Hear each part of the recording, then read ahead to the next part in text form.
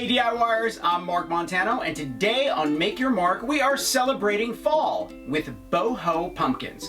Perfect for Halloween or just to keep up in your house because, well, it's fall. Now before I forget, I want you to thumbs up if you like this video and leave me a comment if you have a question about this project or you just want to say hi. Are you ready? Let's make some Boho Pumpkins.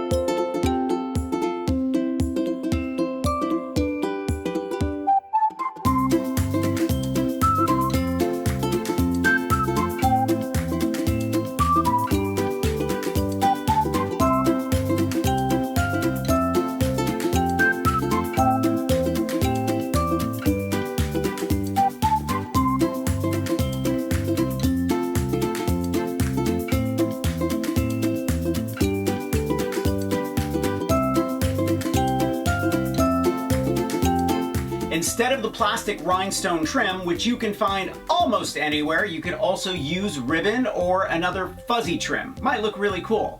Thumbs up if you like this video, leave me a comment and I will get back to you. Subscribe to my channel if you haven't already. Make sure to press that notification bell so you know when I have a new video.